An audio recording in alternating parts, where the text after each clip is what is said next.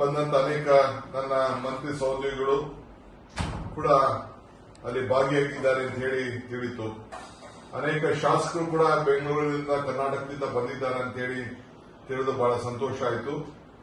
ತಾವೆಲ್ಲ ಬಹಳ ದೊಡ್ಡ ಜವಾಬ್ದಾರಿಯನ್ನ ತಮ್ಮ ಭಾಷೆ, ತಮ್ಮ ಸಂಸ್ಕೃತಿ ಇದನ್ನ ಉಳಿಸ್ಕೊಳ್ಳಿಕ್ಕೆ ವಿಶ್ವದ ಅನೇಕ ಭಾಗಗಳಿಂದ ಕೂಡ ಭಾಗವಹಿಸಿದ್ದಂತ ಈ ಕಾರ್ಯಕ್ರಮದಲ್ಲಿ ನಾನು ಪಾಲ್ಗೊಳ್ಳಿಕ್ಕೆ ನನಗೆ ಬಹಳ ಸಂತೋಷ ಆಗ್ತಿದೆ. ನಾನು ಅಲ್ಲಿಗೆ ಬರಬೇಕು ಅಂದ್ಕೊಂಡಿದ್ದೆ, ಕಾರಣದಿಂದ ಬರ್ಲಿಕ್ಕೆ ಆಗ್ತಾ ಇಲ್ಲ. ನಾನು ಕ್ಯಾಬಿನೆಟ್ ಮೀಟಿಂಗ್ ಇಂದ ಹೊರಗಡೆ ಬಂದು ಮಾತಾಡ್ತಾ ಇದ್ದೀನಿ. ಪಕ್ಕದಲ್ಲೇ ಕ್ಯಾಬಿನೆಟ್ ಮೀಟಿಂಗ್ ನಡೀತಾ ಇದೆ, ಎಲ್ಲಾ ಮಿನಿಸ್ಟರ್ಸ್ ಕೂಡ ಇದ್ದಾರೆ. ಒಂದು ಎಮರ್ಜೆನ್ಸಿ ಕ್ಯಾಬಿನೆಟ್ ಕೂಡ ಇತ್ತು. ಸೊ ಆದ್ರೂ ಚೀಫ್ ಮಿನಿಸ್ಟರ್ ಕೂಡ ಇಲ್ಲಿ ಭಾಗವಹಿಸಬೇಕು ಅಂತ ಹೇಳಿದ್ರು. ಬಟ್ ಕೆಲವು ವಿಚಾರ ಡಿಸ್ಕಷನ್ ನಡೀತಾ ಇದೆ. ಸೊ ಅವರು ಭಾಗವಹಿಸಲಿಕ್ಕೆ ಆಗ್ತಾ ಇಲ್ಲ, ಕ್ಷಮಿಸಬೇಕು. ಎಲ್ಲ ವಿಶ್ವ ಕನ್ನಡಿಗರ ತಾಯಿ ನೆಲದಲ್ಲಿ ಬಹಳ ದೂರ ಇದ್ದೀರಿ. ಆದ್ರೂ ಕೂಡ ತಮ್ಮ ತಾಯಿ ಭಾಷೆನ ಉಳಿಸ್ಕೊಳ್ಬೇಕು ಅಂತೇಳಿ ಈ ಕಾರ್ಯಕ್ರಮನ ಮಾಡ್ತಾ ಇದ್ದೀರಿ. ಈ ಕಾರ್ಯಕ್ರಮನೇ ಒಂದು ದೊಡ್ಡ ಸಾಕ್ಷಿ. ನಮ್ಮ ತಾಯಿ ಹೃದಯವನ್ನ, ತಾಯಿ ಭಾಷೆಯನ್ನ ನಾವು ಉಳಿಸ್ಕೊಳ್ಳಿಕ್ಕೆ ಒಂದೇನು ಪ್ರಯತ್ನ ಮಾಡ್ತಾ ಇದ್ದೀರಿ. ನಾವು ಕರ್ನಾಟಕದಲ್ಲಿ ಆಚರಣೆ ಮಾಡೋದು ಮುಖ್ಯ ಅಲ್ಲ. ತಾವು ತಮ್ಮ ಧರ್ಮ, ತಮ್ಮ ಸಂಸ್ಕೃತಿ, ತಮ್ಮ ಭಾಷೆ ಉಳಿಸ್ಕೊಳ್ಬೇಕು ಅಂತೇಳಿ ಅಲ್ಲಿ ಆ ದೇಶದಲ್ಲಿ, ಹೊರಗಡೆ ದೇಶದಲ್ಲಿ ಹೋಗಿ ಇದನ್ನ ಅಕ್ಕ ಅಂತ ಒಂದು ಸಂಘಟನೆಯನ್ನ ಮಾಡಿಕೊಂಡು ತಾವು ಬೆಳೆಸ್ತಾ ಇರೋದು ನಿಜವಾಗ್ಲೂ ನಮಗೆಲ್ಲ ದೊಡ್ಡ ಹೆಮ್ಮೆಯನ್ನ ತಂದಿದೆ.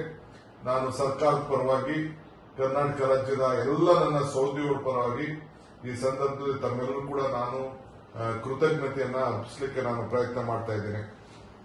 ಕನ್ನಡ ಭಾರತಿ ಒಂದು ವಿಶ್ವಕ್ಕೆ ಒಂದು ಆರ್ತಿ.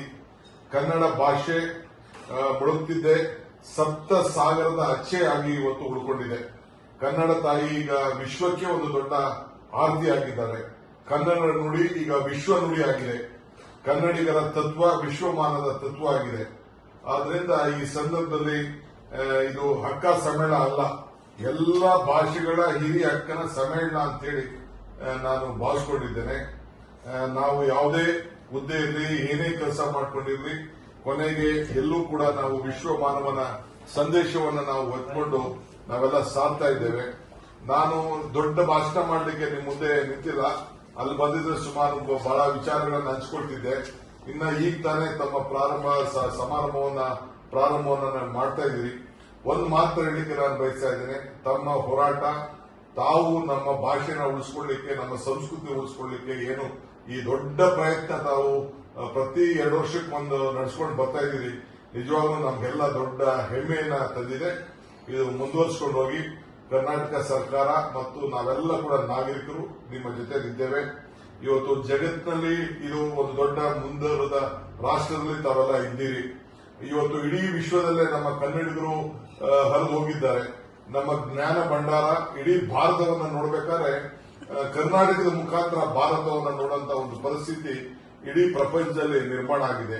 ನಮ್ಮಲ್ಲಿರುವಂತಹ ಹ್ಯೂಮನ್ ರಿಸೋರ್ಸಸ್ ಅಂದ್ರೆ ಏನು, ನಮ್ಮಲ್ಲಿರುವಂತಹ ಟೆಕ್ನಿಷಿಯನ್ಸ್, ನಮ್ಮಲ್ಲಿರುವಂತಹ ಡಾಕ್ಟರ್ಸ್, ನಮ್ಮಲ್ಲಿರುವಂತಹ ಇಂಜಿನಿಯರ್ಸ್ ಇಡೀ ವಿಶ್ವದಲ್ಲೇ ಹಂಚಿ ಹೋಗಿದ್ದಾರೆ. ಎಲ್ಲರೂ ಕೂಡ ನಮ್ಮ ಜ್ಞಾನವನ್ನ, ನಮ್ಮ ಮಕ್ಕಳ ಏನು ಒಂದು ಶಕ್ತಿಯನ್ನ ಈ ಸಂದರ್ಭದಲ್ಲಿ ಮೆಚ್ಚಿ ನೀವು ಎಲ್ಲ ವಿವಿಧ ಸಂಸ್ಥೆಗಳಲ್ಲಿ ಕೆಲಸ ಮಾಡಿ, ಖಾಸಗಿಯಲ್ಲಿರ್ಬೋದು, ಉದ್ಯಮದಲ್ಲಿರ್ಬೋದು, ವ್ಯಾಪಾರ ವಹಿವಾಟಲ್ಲಿ ಕೂಡ ತಾವೆಲ್ಲ ಬೆಳೆದು ನಮ್ಮ ಇಡೀ ಭಾರತಕ್ಕೆ ನೀವೊಂದು ರಾಯಭಾರಿಗಳಾಗಿ ನೀವು ಕೆಲಸವನ್ನು ನೀವು ಮಾಡ್ತಾ ಇದ್ದೀರಿ.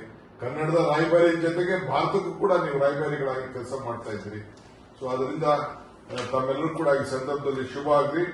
ತಮ್ಮ ಮೇಲೆ ಬಹಳ ನಮಗೊಂದು ದೊಡ್ಡ ಶಕ್ತಿಯನ್ನ ಕೊಡ್ತಾ ಇದ್ದೀರಿ. ಯಾಕೆಂದ್ರೆ ಈ ವರ್ಷ ಬಹಳ ವಿಶೇಷವಾಗಿ 50 ವರ್ಷ ತುಂಬಿದೆ ಕರ್ನಾಟಕ ರಾಜ್ಯ ಅನ್ಸ್ಕೊಂಡು, ಕರ್ನಾಟಕಕ್ಕೆ ಹೆಸರು ಬಂದು 50 ವರ್ಷ ಆಗಿದೆ. ಈ ಸಂದರ್ಭದಲ್ಲಿ, ಈ ಶುಭ ಸಂದರ್ಭದಲ್ಲಿ ನನಗೆ ನನ್ನ ಎಲ್ಲ ಮನಸ್ಸೆಲ್ಲ ಕೂಡ ಅಲ್ಲೇ ಇದೆ. ನಾನು ಕೂಡ ಭಾಗವಹಿಸಬೇಕು ಅಂತ ಅನೇಕ ರಾಜಕಾರಣದ ಒತ್ತಡದಿಂದ ನಾನು ಬರ್ಲಿಕ್ಕಾಗಲಿಲ್ಲ. ದಯವಿಟ್ಟು ಕ್ಷಮಿಸಬೇಕು. ಮುಖ್ಯಮಂತ್ರಿಗಳು ಕೂಡ ತಮಗೆ ಕ್ಷಮಾಪಣೆಯನ್ನ ಕೇಳಿದ್ದಾರೆ.